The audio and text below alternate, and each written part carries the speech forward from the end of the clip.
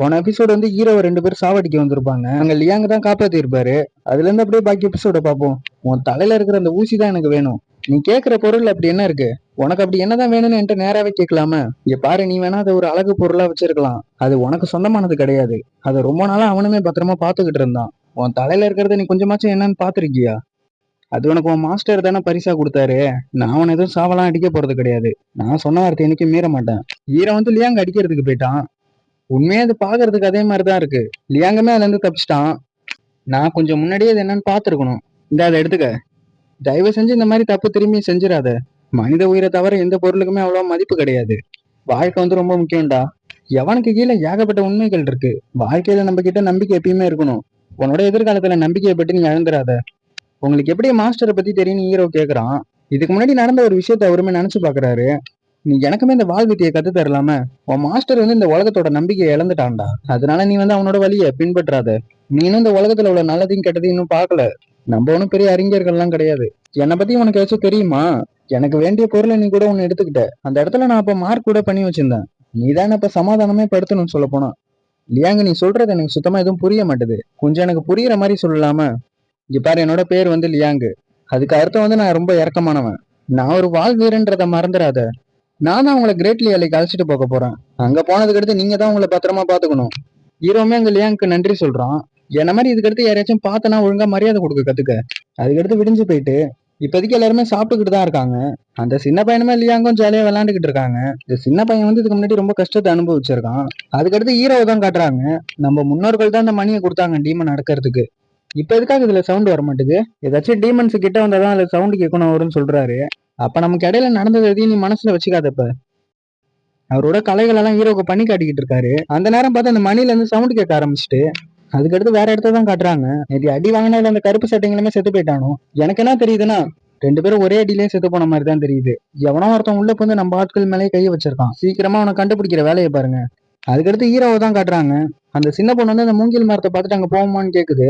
Hero வந்து அங்க போவேனான்னு சொல்லிட்டான். இது மாதிரி இன்னொன்னு புதுசா செய்யலான்னு தான் அந்த பொண்ணு கூப்பிட்டு ஹீரோவை. அந்த பொண்ணு சுகமா இருக்கிறத லியாங்குமே பாக்குறாரு.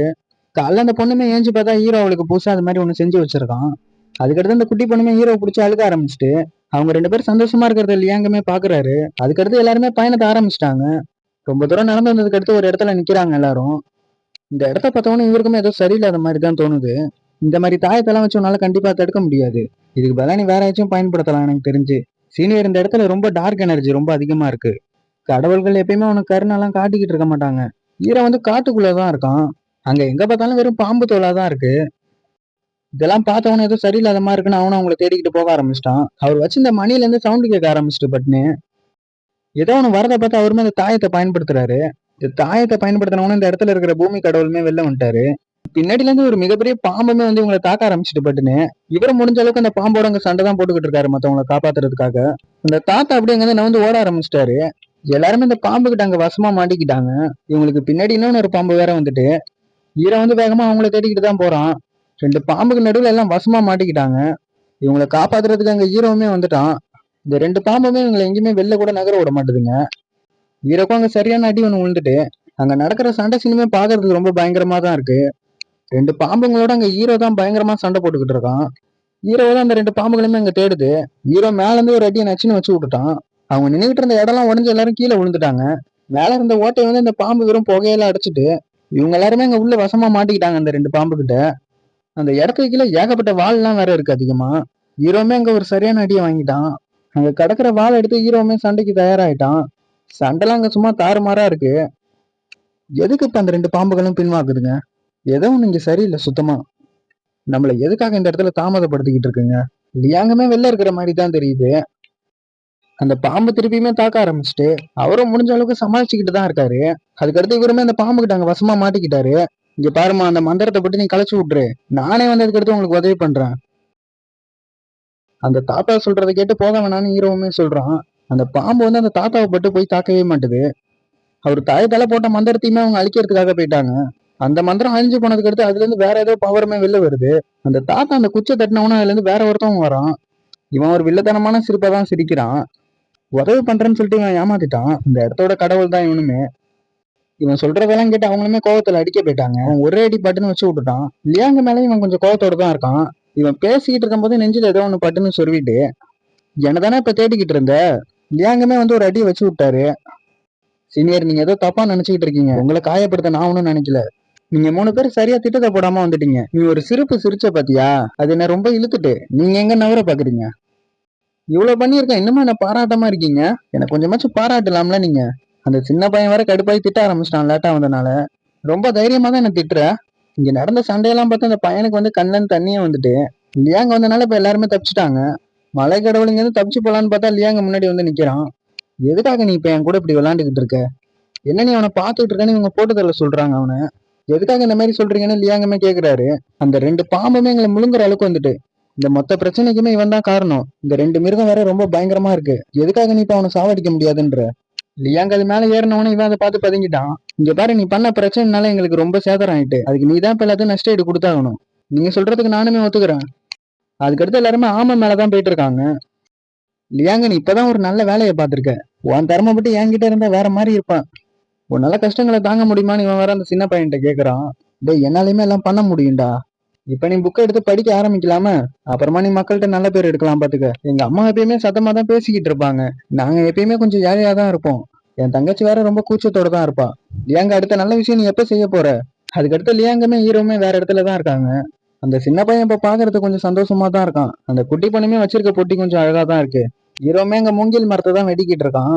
நான் சொன்ன விஷயங்களை பத்தி நீ ஒரு நல்ல முடிவு எடுத்துட்டியோ? ஹீரோமே இப்ப வேற இடத்துக்கு தான் வந்திருக்கான். அந்த 2 பாம்பு இருக்கிற இடத்துக்கு தான் ஹீரோமே வந்திருக்கான். ஹீரோ வந்து அந்த 2 பாம்புங்களையுமே போய் அவன் வீட்டை போய் பாத்துக்க சொல்றான். இங்க இருக்கிறத விட அங்க இருக்கிற இடம் ரொம்ப அருமையா இருக்கும். அங்க உங்களோட முன்னேற்றத்தை இன்னும் கொஞ்சம் மேம்படுத்த முடியும். என்ன எதுக்காக நீ இப்ப கோவப்படுத்த பாக்குற? நீங்க 2 பேருமே இப்ப லியாங்கால தோக்கடிக்கப்பட்டுட்டீங்க. லியாங்கோட சக்தி பத்தி என்கிட்ட இருந்தா நீங்க இன்னைக்கு எனக்கு நைட்டு சாப்பாடா மாறி இருப்பீங்க. அதுக்கடுத்து இவனதான் காட்டுறாங்க. அதுல நீ குறுக்க போறவளை வச்சுக்காத. ஒரு அழிக்க போற விதை வந்து தண்ணியை அது மறைச்சு வச்சிருக்கு. இது கண்டிப்பா அவனுக்கு தான் பொருந்தும். லியாங்க அதுல உட்காந்தவனே இவனுக்கு மனசுலாம் பதற ஆரம்பிச்சுட்டு, இங்க பாரு, இது உன்னோட பொக்கிஷன் தான், நான் இல்லைன்னு சொல்லல. நீ ஒரு இமார்ட்டலையே கோவப்படுத்தி பார்த்துட்ட.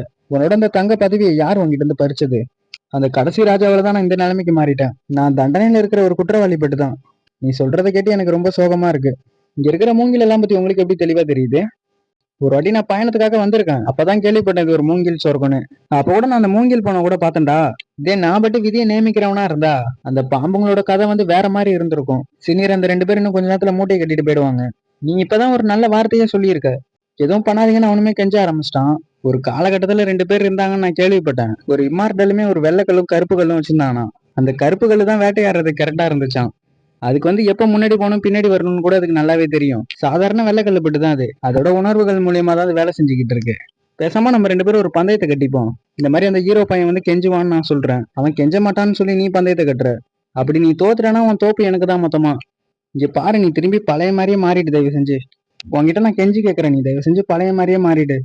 ஹீரோ, நீ சீக்கிரமா உன்னோட விதிமுறைகளை சொல்றா. ஏதாச்சும் நடந்தா நான் வந்து பாத்துக்கிறேன். அதுக்கடுத்து நான் என்ன பண்றது சொல்லு. இதுக்கு மேல நீ எதுவும் பண்ணணும்னு அவசியம் கிடையாது, புரியுதா? அந்த பையன் வந்து ஏதோ ஒரு சீக்கிரட்டை வச்சிருக்கான். இப்ப ஹீரோவை தான் காட்டுறாங்க. உனக்கான வாய்ப்பையுமே நான் கொடுத்துட்டேன். இதுக்கடுத்து முடிவு எடுக்கிறது எல்லாமே நீ தான். நமக்கு இடையில இப்ப லியாங்குமே இங்க வரமாட்டான். ஹீரோ கொடுத்த ஆஃபர் ஏதோ அந்த பாம்பு வந்துட்டு பின்னாடி. வெள்ளை பாம்பு தான் ஹீரோ சொல்றது சுத்தமா கேட்க மாட்டுது. சண்டையுமே ஆரம்பிச்சுட்டு 2 பேருக்கு. ஹீரோ வந்து அந்த இடத்துல அவனோட பவரை யூஸ் பண்றான். நானும் அவனுக்கு கொடுக்க வேண்டிய வாய்ப்பை கொடுத்துட்டேன். அது ஒத்துக்க முடியாதுன்னு சொன்னனால அதோட கதையை ஹீரோ முடிச்சு விட்டுட்டான். ஹீரோ பண்ண அட்டாக்ல இருந்து ஏகப்பட்ட சக்தி வெளில வந்துகிட்டு இருக்கு. ஹீரோட அந்த பவருமே வானத்தை கிழிச்சுக்கிட்டு வந்துகிட்டு இருக்கு. லியாங்க வந்து அந்த அட்டாக்கையை மொத்தமா தடுத்துட்டாரு. அவ எதிர்பார்த்த மாதிரி இந்த சத்தியமே ரொம்ப ஸ்ட்ராங்கா தான் இருக்கு. லியாங்கமே ஹீரோவை பார்க்க வந்துட்டாரு. அந்த கோரை வந்து அந்த பாம்பு எடுத்து சாப்பிட சொல்றாரு. 200 வருஷத்துக்கான கல்டிவேஷன் உனக்கு இப்பயே கிடைச்சிரும். லியாங் சொன்னதை கேட்டு அந்த பாம்புமே அதை எடுத்துக்கிட்டு, நான் உயிரோட இருக்கிறதுக்காக தான் இவ்வளவு பயிற்சியுமே எடுத்தேன். என்னோட இலக்குகள் கூட இப்ப கொஞ்சம் அதிகமா தான் இருக்கு. மலை கடவுளுமே இந்த இடத்துக்கு வந்துட்டாரு. லியாங்குமே இந்த மாதிரி அவங்ககிட்ட ஒரு புது ஸ்வாடு கேட்கிறாரு மூங்கில்ல. அதோட அங்க சீனுமே கட் ஆயிட்டு, லியாங்க கையில வச்சிருக்க பொட்டி அந்த சின்ன பையன் பட்டுன்னு புடுங்க ஆரம்பிச்சிட்டான். லியாங்க அந்த பொட்டியை என்கிட்ட கொடுத்துருன்னு அந்த சின்ன பையன் வேற கேக்குறான்.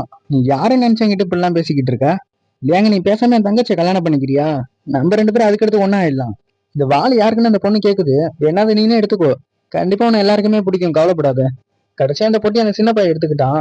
அதுல வைக்கிறதுக்கு உங்ககிட்ட நிறைய பொருள் இருக்கான்னு இதுக்கு முன்னாடி நடந்த ஒரு சீனை காட்டுறாங்க. நேரம் வரும்போது நானும் இந்த பாம்புமே அந்த மலைக்கு வந்துருவோம். கவலைப்படாதீங்க, நீங்க போற காரியம் நல்லாவே நடக்கும். சரி, அதெல்லாம் இருக்கட்டும், நீ ஒன்ன பத்திரமா பாத்துக்க. நாங்க இங்க இருந்து இப்ப கிளம்புறோம். அதுக்கடுத்து வேற ஒரு சீனை தான் காட்டுறாங்க. ஏதோ ஒரு கப்பல் தான் போயிட்டு இருக்கு. கப்பல்ல ஒரு பொண்ணை தான் காட்டுறாங்க. அதுக்கடுத்து அந்த பொண்ணு அந்த தண்ணி கட்டில இருந்து ஏதோ ஒரு சிலையை தான் வெளில எடுக்குது. கடந்த காலம் எல்லாமே நான் விட்டு போயிட்டு என்னோட வாழ்க்கையை நோக்கி தான் நான் எதிர்பார்த்துக்கிட்டு இருக்கேன். நான் இன்னும் அப்படியே தான் இருக்கேன். அதிர்ஷ்டமும் அந்த பேரழிவும் எப்பயுமே நம்ம கூட இருக்கதான் போகுது. நான் உண்மையா அந்த லியாங்க்கு தான் முதல்ல நன்றியை சொல்லணும். எனக்குள்ள இருந்த அந்த டீமனோட கதையுமே அவன் மொத்தத்தையும் முடிச்சிட்டான். ஒரு காலத்துல நானுமே ஷென்சில ஒரு கடவுளா இருந்தேன். அதுக்கடுத்து அவனுமே அவனோட உண்மையான உருவத்துக்கு மாறுறான். ஹீரோ போக சொன்ன மலைக்கு தான் இவங்க 2 பேரும் போறாங்க. லியாங்க சும்மா விரல காட்டுனதுக்கே அந்த காடுலாம் ஆட ஆரம்பிச்சுட்டு பட்டுன்னு என்னை விட்டு எங்கடா போறீங்கன்னு அவருமே ஓட ஆரம்பிச்சிட்டாரு அவங்க பின்னாடி. அதுக்கடுத்து வேற ஒரு இடத்த தான் காட்டுறாங்க. பாக்குறதுக்குமே அந்த இடம் ரொம்ப பயங்கரமா தான் இருக்கு. நானும் அந்த பையனை பத்தி கொஞ்சம் கேள்விப்பட்டேன். அந்த ஹீரோ பயலுக்கு யாரோ உதவி பண்றாங்களாம். அவன் யாரா இருந்தாலுமே பரவாயில்ல, அவன் வந்து கண்டிப்பா அதுக்கு காரணத்தை சொல்லிதான் ஆகணும். அதுக்கடுத்து வேற ஒரு இடத்த தான் காட்டுறாங்க. அந்த படகுல ஒருத்தவன் வாழை வச்சுக்கிட்டு தான் நிக்கிறான். வால் வீரனோட சத்திய பாக்குறதுக்கு எனக்குமே ரொம்ப ஆசையா தான் இருக்கு. அந்த லியாங்ன்ற பேரை நம்ம அப்புறமா பாத்துக்கலாம்.